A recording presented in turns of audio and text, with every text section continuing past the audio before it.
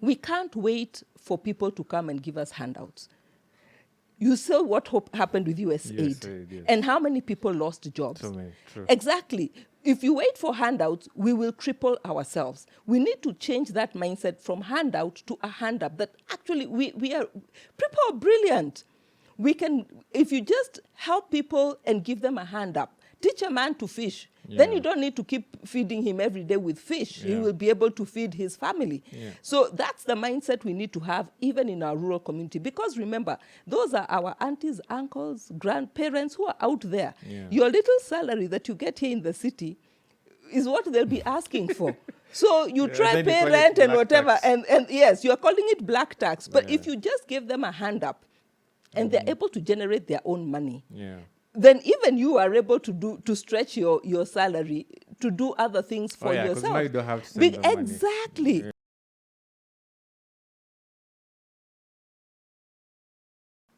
Hi everyone, welcome back to another episode of the Good Business Africa podcast, a platform that is specifically designed to have conversations around what it means to be a good business. And not just a good business, but a good business in Africa. And on this platform, we focus on three main things. The first one is shared value, ESG, and sustainability. And in today's episode, we're going to be shifting gears. I know we've had a couple of male guests. Today we have a special guest. She's going to tell you who she is, but at the core of the conversation, try and pay attention to what it is that it takes to be a good business. Patricia, karibu sana to the podcast. Thank you, I'm so Sebastian. excited to have a conversation with you.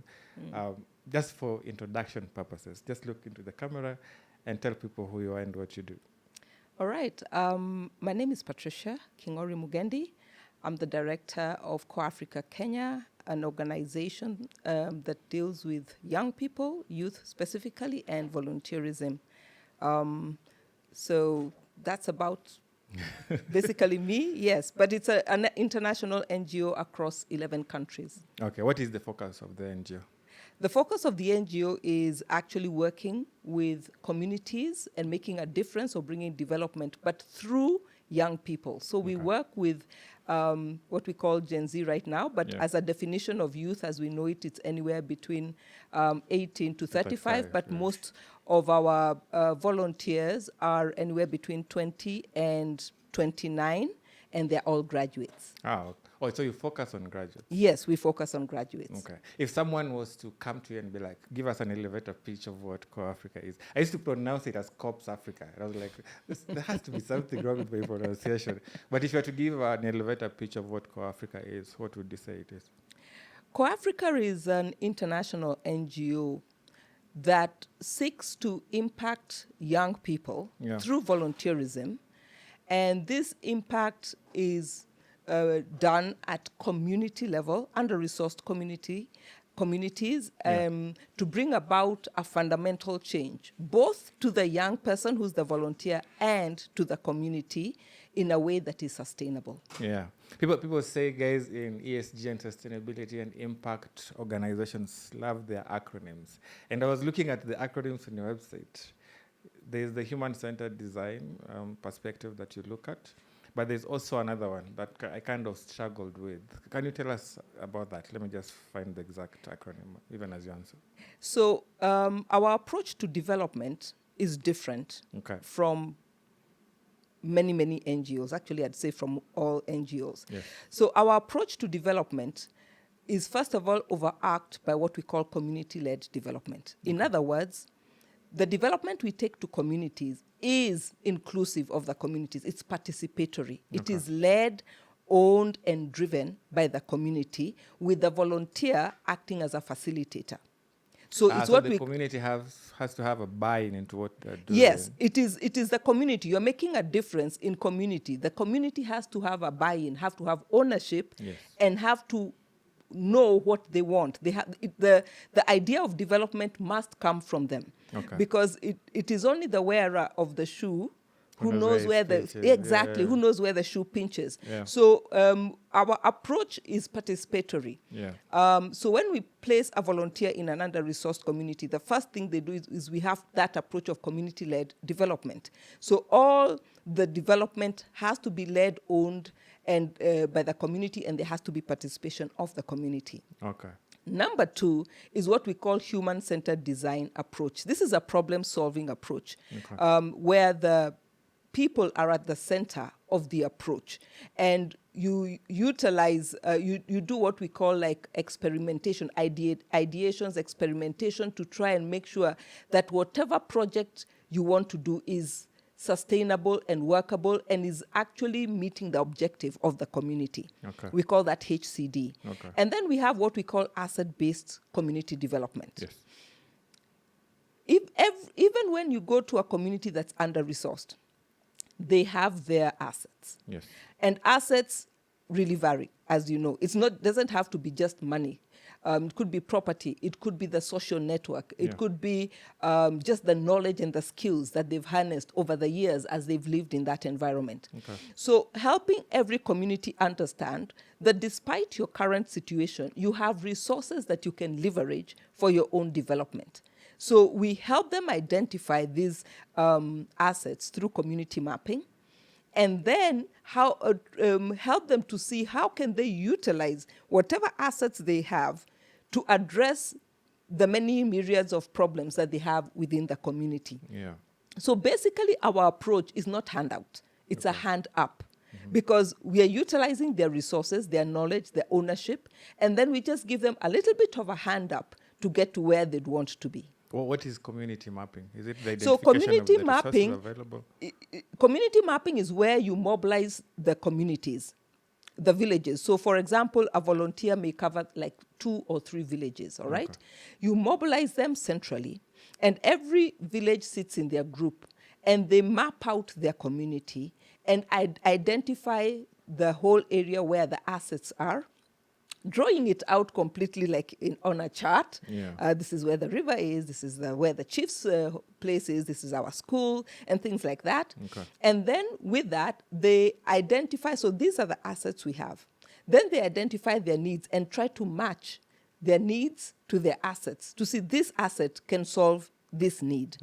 That is what we call community mapping. You map out the area, you map out what resources you have, and see how you will utilize those to eventually solve your many, many problems. Because if you tell them to write a list of problems, it's like from here to Timbuktu.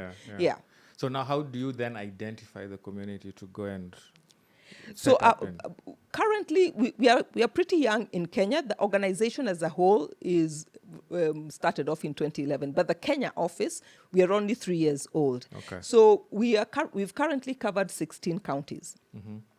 But how do we identify we will go to Busia and not any other county? So what we have done is used so you can get from data the analysis of poverty index within the country.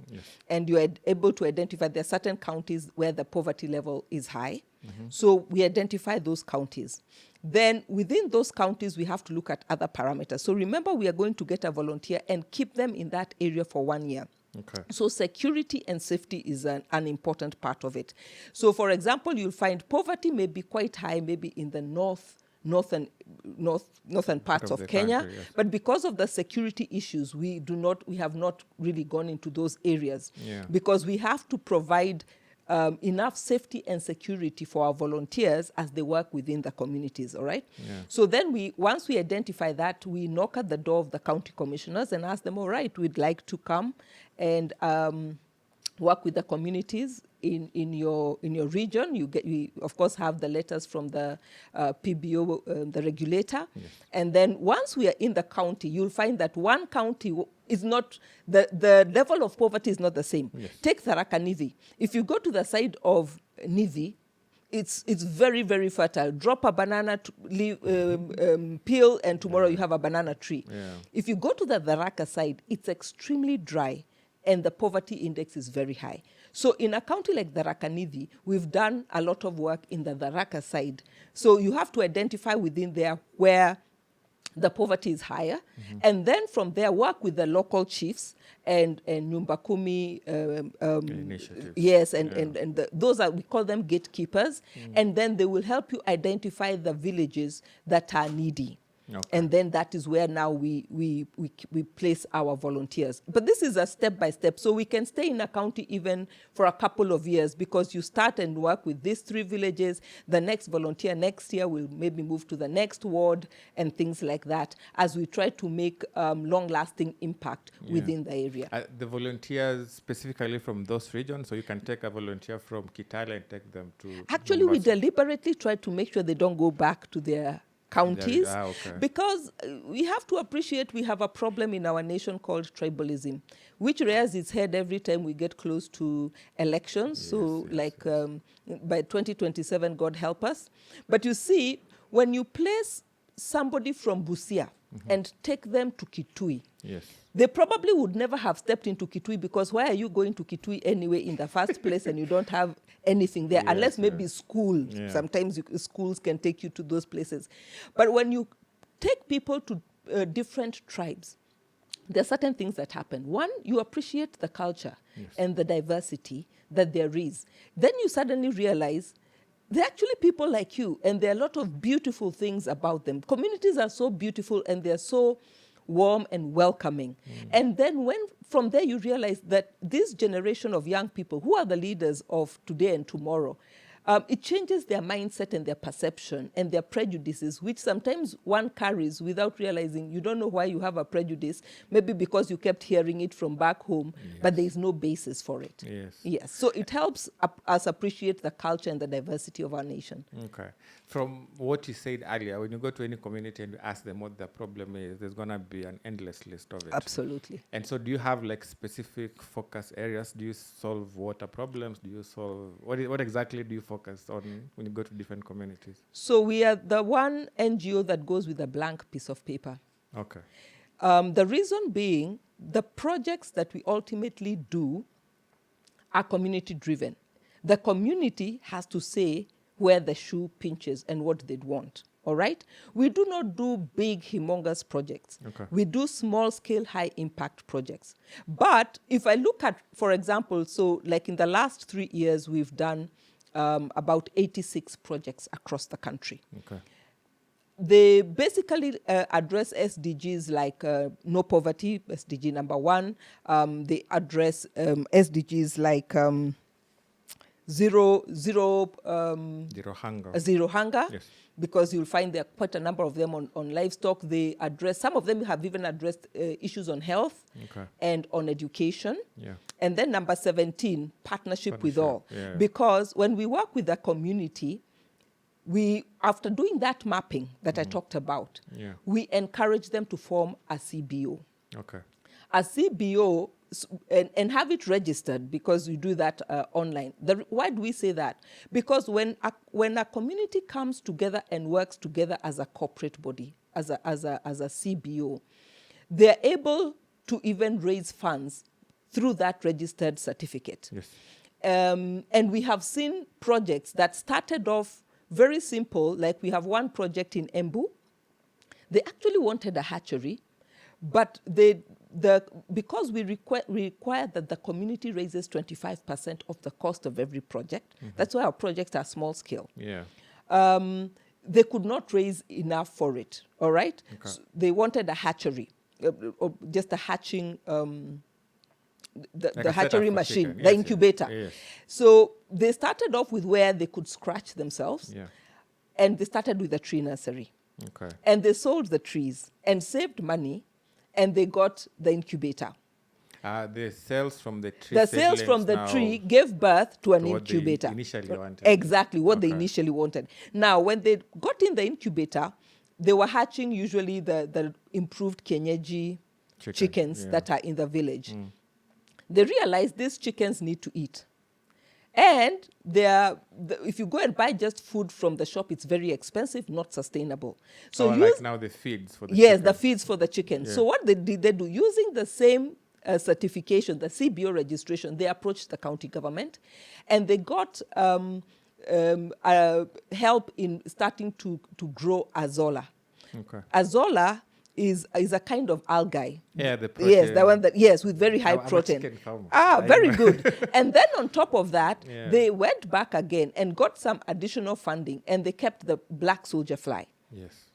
again, a very good source of protein. Yeah. So they have chicks, they're able to hatch them, and they're able to feed them in a very economical way for use. So that is what we want, community emancipation. Yes. We bring you together, you register a CBO, and we help you, we give you a hand up with the project that you're doing. Yeah. But it should open doors for you to grow and do all those things you've dreamt of.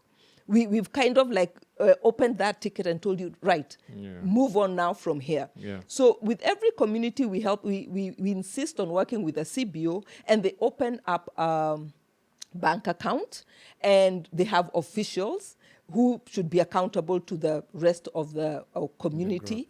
And that way then development is enhanced. We've had some even funded by women reps. We've had 2 of them in Machakos. One was given 300,000 shillings, and the other one 250, to just grow what they'd started into something bigger. Oh, so they already set up. And Yes, then so now we help the them women again. rep, Yes. saw them as being entrepreneurial and then pumped in some Exactly. money. Okay. So the main objective is a mindset change. Yeah. Don't wait to be given. Not that waiting just to be given The handouts. hand-me-downs. Yes, Yeah. but telling you, look, you have resources.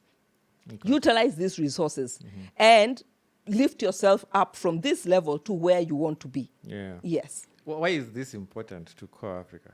Because ideally you could just sit in Nairobi and sit pretty and be like, you know what, watu wa Busia wajipange. There are 2 reasons, maybe not more than 2, but I'd just say, number 1, we have a huge population of young people, 70%, not just in Kenya, but across Africa. Yeah. If you sit pretty and say, let everybody solve their own sort themselves, Yeah. you are sitting on a time bomb. You're sitting on a time bomb because jobs are not available. Nowadays, a graduate will stay for a minimum of 5 years on average, looking for a job. True. So you have this brilliant mind seated on the house. They have to eat, they have to drink. They're basically adults. Yes. So if you don't utilize or harness that, there will be frustration. This frustration will lead to hopelessness. And hopelessness, you have seen the cases in the news of suicide. Yeah. Because young people need a vision. You need to see where you're going to. All right? So if a young person loses hope, they have no reason to wake up tomorrow morning. Yeah. The other thing is this. The market cannot absorb all these people as employees.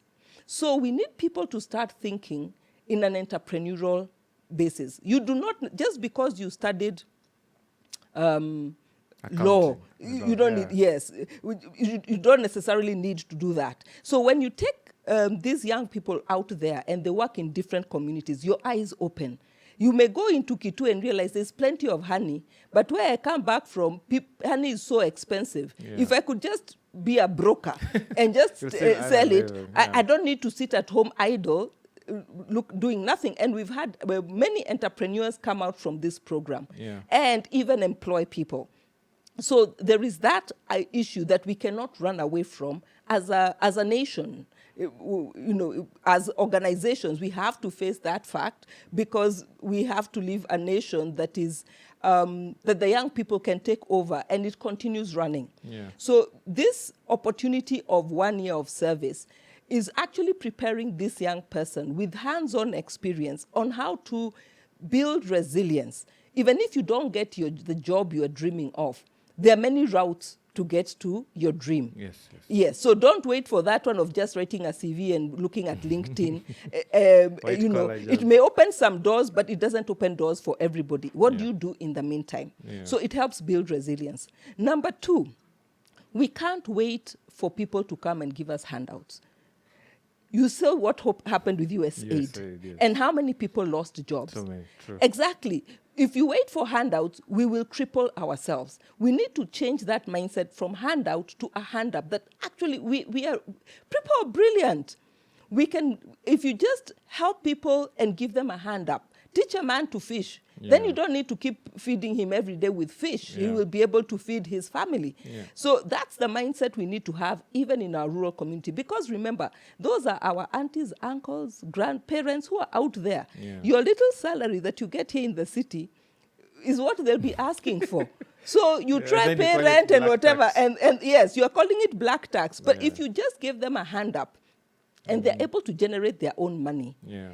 then even you are able to stretch your salary to do other things for yeah, 'cause yourself. now you don't have to send the money. Exactly. Yeah. So you cannot sit pretty in Nairobi and think, oh, no, the house is on fire. You'd better get up and look for a hose pipe. Yeah. Yeah. And I think even away from the personal impact that joblessness causes to people, it even becomes a security risk. Exactly. Because a smart mind is a smart mind. If Absolutely. they can't get a job, they'll figure out a way to get money. out Yes, of it. very soon you'll be hacked. Your account Yeah. will be hacked. Or they'll just wait for you with your nice cars you are driving home. Yeah. Yeah, a man's got to eat. True. If you're the one standing between the next meal and your car, they're going to get... It's very unfortunate, but, you know, Yeah. that's the reality Yeah. of life. I find that you're very passionate about this. How did you get to this position that you're in, even as the country director of CorpsAfrica?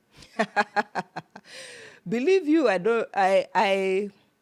always been passionate about youth, but this is not the route I started. Okay. I have been in corporate. I, worked in Unga for 8 years. I did 10 years with Samsung as the marketing director looking at East and Central Africa. Yeah. But there's something that struck me when I was doing that. We did a lot of CSR, but we did the helicopter fly-in. So Samsung is electronics, right? So we had a lot of laptops and a lot of technology which we could, easily share and whatever. But we never did this grassroots things. We decide, we identify, we need to place this somewhere, and we go, we place it, we do a nice launch, and that's it. And nothing would work. You'd go back, nothing has worked. Yeah. And I realized there was something fundamentally wrong. We were using millions of shillings, but the impact was not there. Okay. What was missing? So when this opportunity came in, that's it. Yes. And that's why we call ourselves a last mile organization. There are many corporates. They have funds. They'd like to make a difference. Under ESG, there's the social element. Yes. They want to make a difference out there. But the CSR manager has no clue where. Everybody has infiltrated Kibra. Yeah. And Mpaka Kibra is choking. There is no more space for anybody to do anything. Yeah. So they're actually spoiled. Sorry for using that phrase, It's but they're true. actually spoiled. Yeah. But if you look at the poverty index, the last one that was done, the poverty index is higher in the rural area than in the urban area. So if an organization is not able to, so you asked us, what pillars do we have? And I said we have a blank check. Yes. But by the time we get all, like now we have 63 volunteers out there. We're going to get 63 project proposals. Oh, yeah. Yeah, true. right? Yeah. And we can segment them. We know these are water. These ones are education. These ones are environment, Yes. and like that. So if an organization, a corporate, is dealing with water, for example, Davis and Shirtliff, then we partner with them and we tell them, look, we have these 4 projects that require water. Yes. And they will partner with us, whether it is giving the equipment, whether it's the technical know-how, they partner. So that's why I'm saying we're a last mile. So Davis and Shirtliff doesn't have to sweat their way to figure out where do they put a solar pump. Yes. We've done that, and the community is even willing to put 25% of that cost Yes. from their own pocket. So you can already tell there is ownership. So when we partner with corporates, we are able to tell them, look, we have X number of projects in these pillars which are under your arm. Then where would you be able to partner and put in something? Yeah. So some organizations are stringent. They want particular pillars. Some of them just have a fund. And as long as they think something is emotive enough, they will put money in it. Yeah. Like in one of the projects we had, we were piping water to a school, and Kenyan Assurance put in a substantial amount of money to help that project come through. So it really depends on what an organization wants to focus on in terms of making an impact. But what we bring on the table is not just the last mile, but we bring on the table reports on impact, because we follow up our projects and do measures on M&D to see the impact and how the community has grown from where you started off, and how they have multiplied what you have given them as a stepping stone to bettering their lives. Yeah. Because I think that even answers the next question, which is most organizations, their biggest fear is, yes, we'll give money, but how do we get measurable impact? And so I think partnering with you kind of answers that question. Absolutely. Where now they're like, okay, there's ownership from the community, but also partnering with you also brings in that element of accountability. Yes. For volunteers, you take one volunteer, you said you have 65, right? 63 right now. 63. You take one, you take them to Kitale, for example. How do you ensure that their impact is also going beyond the host village, so that it's not just centered? Or is it a thing of monkey see, monkey do? One village sees what they've done, and then they're like, okay, can you also connect us with this organization? Well, maybe it's a little bit of both, because a volunteer can only handle so much. Yes. Because a volunteer doesn't just do a project. A volunteer, when they hit the ground, the first thing they do is integrate with the community, so that they build trust. Now, if you know and you go to your village, if you ever go to any other village, I'm sure even when you go to your village, they know you are to a Tao.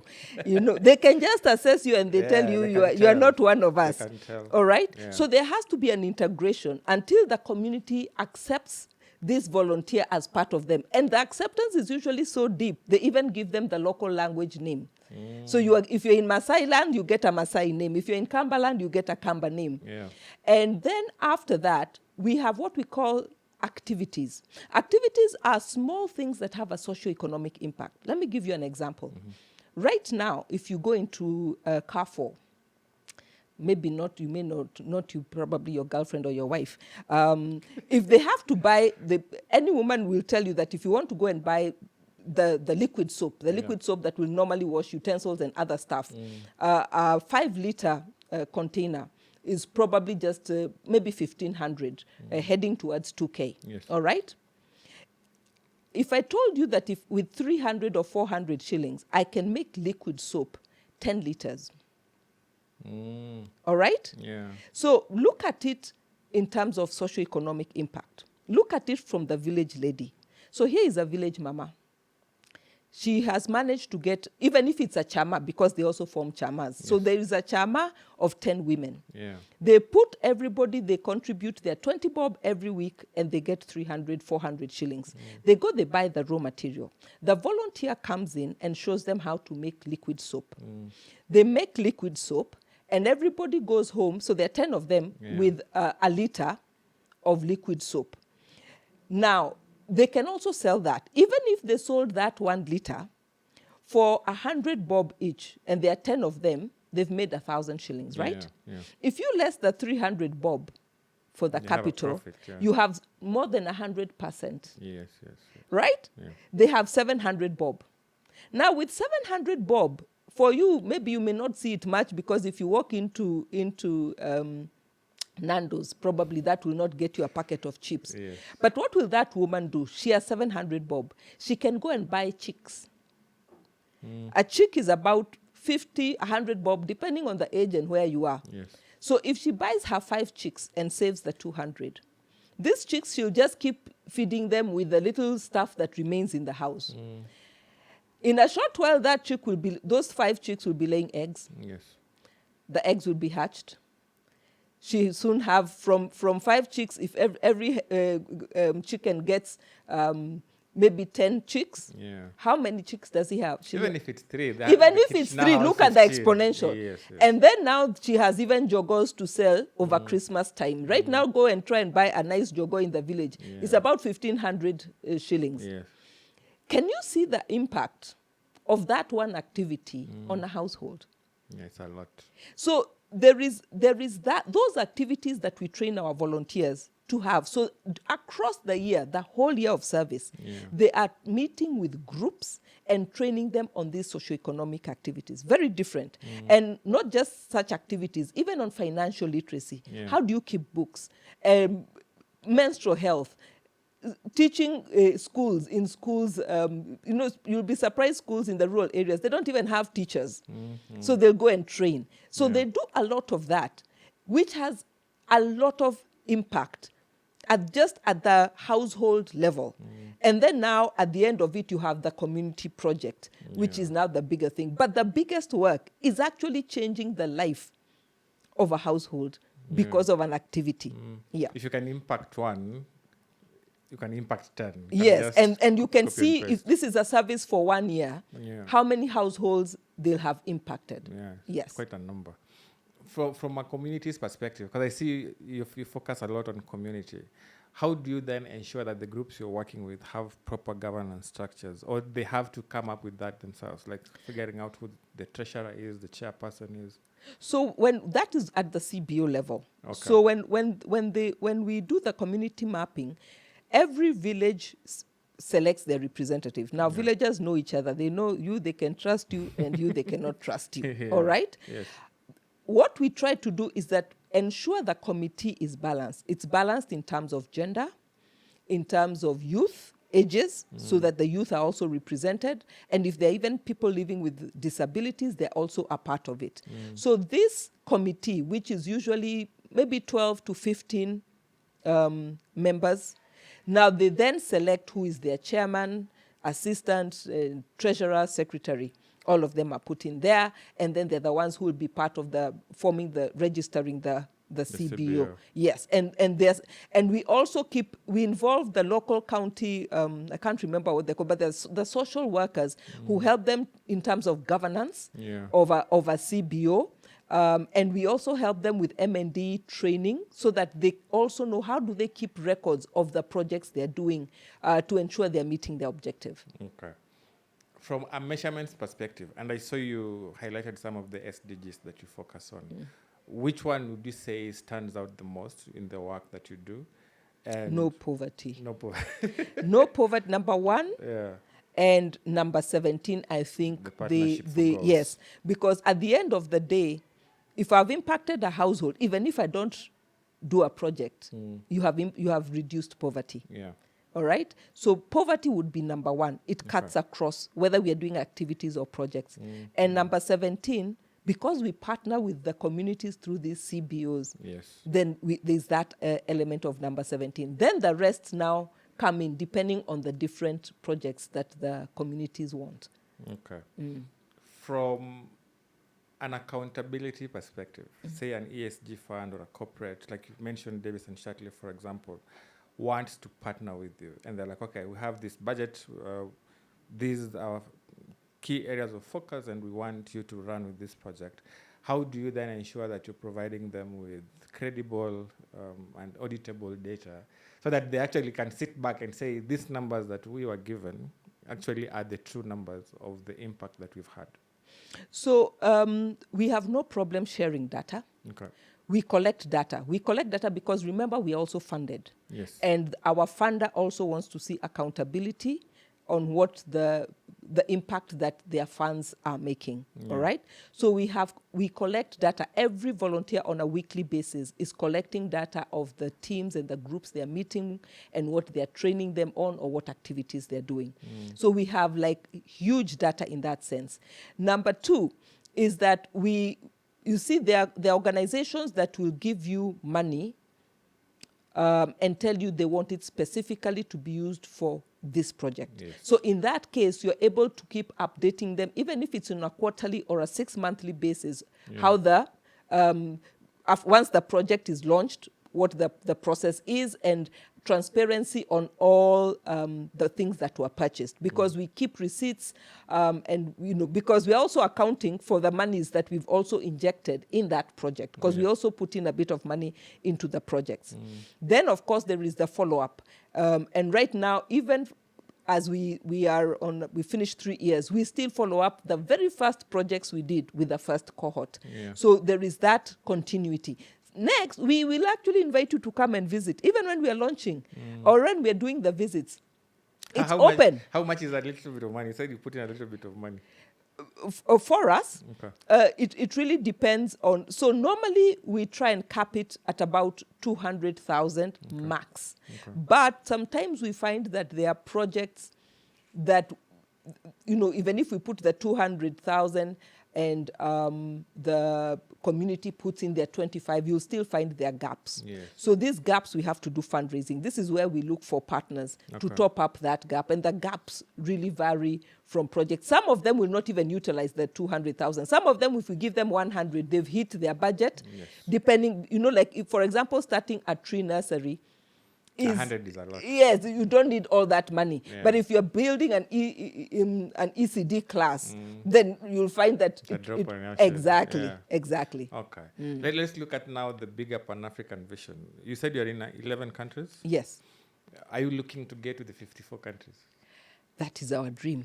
And as they say, every dream is valid. Yes, when you close your eyes, dream big. Yeah. We would want to reach the whole of Africa. That's why even the founder called it CorpsAfrica. So far, we are in 11 countries as we are now, and we would want to keep expanding. Yeah. As the funding, of course, this depends on funding. Yes.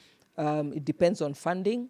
It also depends on the political situation in certain countries. So if a country is in war, you can't really open an office there. So those would be kind of the things that would probably hinder a total 54. Yeah. But if things were okay and the government is open to registration, because we use the local people. So when you go to open in Ghana, you'll use a Ghanaian. You're not going to import a Kenyan into Ghana. Yes. So it is also an opportunity of creating employment within the country, and the funding is impacting your own people. So it's just a beautifully structured way of impacting lives. Yeah. Yes. If we were to live in that utopia of CorpsAfrica is in all the 54 countries, what would you say would be the biggest benefit of that setup? The biggest benefit, there would be a twofold benefit. Yeah.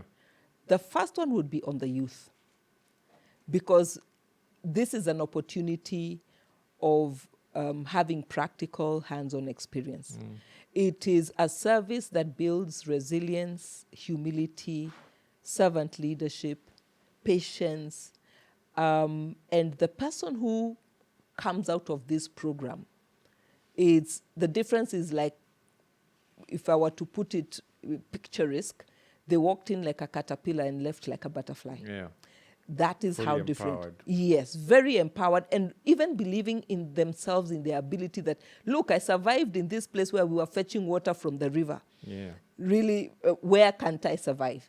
That's number one. Number two, can you see the impact on our communities when they stop looking for handouts and they start doing development for themselves? This issue of poverty, because Africa is rich with resources, harnessing it for our benefit has been the biggest challenge. Yeah. So you can imagine the impact of that at the rural level. Our continent would be the envy of the world. That's Absolutely. True. Yes. That's true.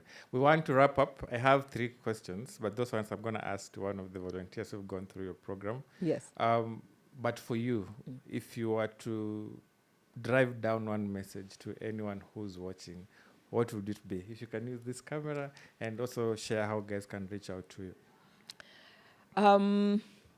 One message. Oh my. All right. What I would say is this, and I'd really like this message to go out to our young people, is that there is hope and all is not lost. Don't put on blinkers like a horse and only think that life's trajectory is in one way.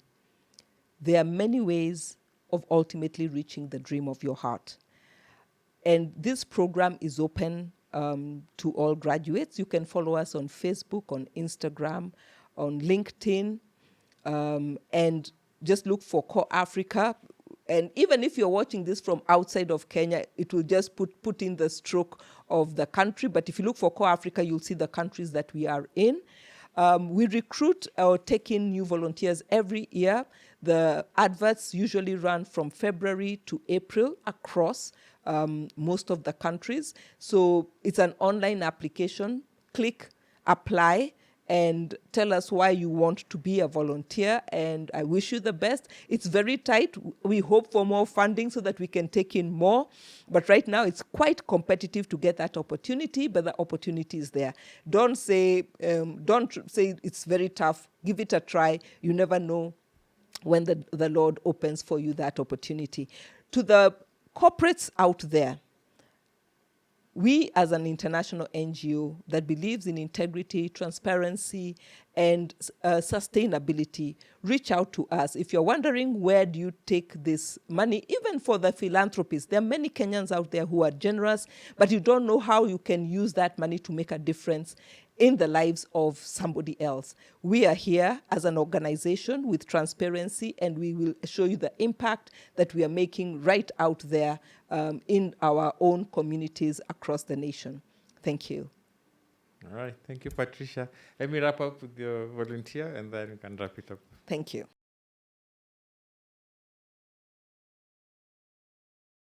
Hi. Hi. So you are one of the volunteers who've been through the CorpsAfrica program. Well, even before you tell us how it is, please introduce yourself, how you got yourself into it, and what you would say is the impact of being part of this program. Okay.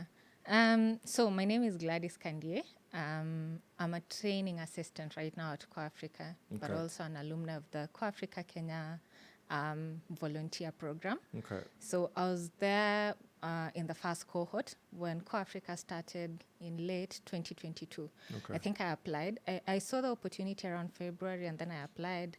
Then I was called. I thought it was something I'd want to do, so Yeah. I went into it, and I'm still here. Well, what would you say is the reason why you even had interest in applying to it? Okay. So my background is in public health, and I used to work with communities. And I saw a different approach to development because I was interested in development. You're Yeah. working in the development world, but also I saw an interesting approach. So the first program I saw, I think, when I Googled CorpsAfrica at that point, because CorpsAfrica Kenya was not in existence, was CorpsAfrica Rwanda. Yeah. So I got to see the work the volunteers get to do. And I was like, I want to do it. Mhm. Yeah, like I want to live in other communities. I want to impact communities in a way I know I can. Like, I feel like I could because I have the skills, but also now getting that opportunity. And I think now CorpsAfrica gave me that opportunity to get into that community and work with those people, yeah. Yeah. As someone who's gone through the program, Yeah. how would you say the CorpsAfrica volunteer program specifically cultivates a genuine Pan-African movement that is deeply rooted in shared development values? Okay. I think about it. Sometimes when you're in your own comfort zone, you're in your community, you actually can picture only your community. Yeah. But then again, you get to connect with other people from other countries, from across Africa. You get to see that the continent is big, but you're facing the same issues. Yes. You get to share ideas. And that is how I think Pan-Africanism comes into being, Yeah. into existence. Right now, I can say I'm partly Rwandan. Okay, well, just Oh, you because participated in the Rwanda program. not really, Okay. but just because I Oh, got a based on- chance, just okay. because I got a chance to travel to that country. But also CorpsAfrica gives you that opportunity that after service here in Kenya, you can go to any other country that has CorpsAfrica program and you can work there. You can live in any community over there. Yeah. Like right now we have people, let's say, living in Western Kenya. They're from other countries. We have Ethiopia. We have people from Ghana living in our communities right now. So can you imagine the kind of ownership they have? Like when they go back to their own country, they're not thinking just about Ghana. They're thinking about Africa as a whole. Yeah. And also when they meet here, you're not just meeting Kenyans, you're meeting people from other The countries. regions, Yeah. yes. And I think additionally also, CorpsAfrica gives an opportunity for these young people to get to meet maybe biannually, not twice, but once every 2 years. Okay. Yes, so you can imagine you're bringing around 700 youths from different countries into one room. You're having conversations about your own different countries. You're getting to see how your countries, in as much as they're different, they're also the same. Yeah. I think that is now how we get the ownership, and then we cultivate the Pan-Africanism inside us, yeah. I think even being brought together from different regions. Now, like you Patricia said, 11 countries. you get to share the different experiences. Yeah. But what I'm curious about is how would you say that then shapes the general sustainable development agenda in terms of even the work that you do and even how you think? Like how is that, like when you interact with with the other alumni, how would you say that champions for the sustainable development agenda? Okay. I think it's because it broadens your thoughts. Yeah. You don't get to confine yourself to whatever you know. You get to listen to someone else with a different experience from the one you had. Yeah. And you get to also learn from each other. We have people from different backgrounds in terms of education, not only upbringing, but also education. The thing about CorpsAfrica is, so long as you're a graduate, no matter the course you did in school, you're welcome to apply and work with CorpsAfrica. So you can imagine the amount of knowledge that you have in one room in CorpsAfrica. So in a training room of 60 people, you have 60 professions in there. So you get to in different industries. Yes. Okay. And from there you get to learn from each other. You get to share ideas. Then you get to see how you can even develop even further, because my background might be in health, but I have someone else in engineering. And then you can get to learn how you can then bring engineering and health together, and then now you can work towards the development of your own country. Yeah. But only in this case, you're not only thinking about Kenya, but you're thinking about the whole of The Africa. entire region. Yes. Okay, for anyone who's watching and they're like, okay, what you've gone through is something they want to go through, just talk to them, encourage them to apply when the opportunity comes, and if there's any other thing you'd like to share with them. Okay. I'd like to encourage anyone who is especially out of school. I normally say this is an experience like no other. I don't think any other place will give you the experience to get to develop the skills that you get to develop under CorpsAfrica. So as a CorpsAfrica volunteer, you have the opportunity. Yes, you are working with the community, but you also get to drive that development as part of that community. You get to catalyze the development in that community. Yeah. So you're developing your soft skills, you're developing your hard skills. You get to manage like a whole project with the community. Yes. You get to do budgeting of the projects. You get to learn M&D, you get to learn accountability. So when you get out of the program, like after that 1 year, you're a very different person. I normally say, like, you feel you can work in any organization because the skills you develop as a CorpsAfrica volunteer doesn't confine you to one place. Like, you feel you can work anywhere. So I'd like to encourage anyone. I think, as Dr. Patricia said, applications normally open in February. Yes, I'd like to encourage anyone to apply. Come experience this. You'll be in a rural place. I'm sure you're going to love it. You'll love your community, but also they're going to love you back. You're going to enjoy the 1 year. Yes, yes. Come experience this. Come get to see what we can do for our continent. As I say, like, in as much as we are here in Kenya, we are trying to reach the whole of Africa. Africa is our business. Africa is our mission, and we are like the soldiers of Africa. So as the youth of Africa, we're like on a mission, and our mission is Africa. All right. Yeah. Very well said. Yeah. Thank you very much for watching this episode. My name is Sebastian Davis Ngida. This is the Good Business Africa podcast. Again, like I said at the beginning, our core focus is 3 things: sustainability, shared value, and ESG. And just the metrics of making sure that as a business, you're doing good business, you're having proper impact, you're working with the communities that you operate in, and ensure to check out the other episodes. That has been our time. We'll see you in the next one.